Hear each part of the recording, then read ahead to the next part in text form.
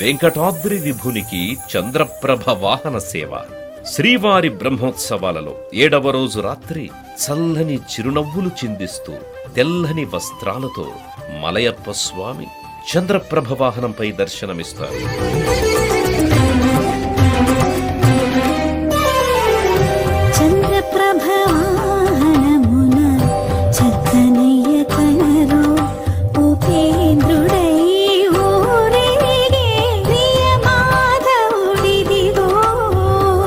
చంద్రప్రభ వాహన దర్శనం వలన చక్కని ఆరోగ్యం లభిస్తుంది.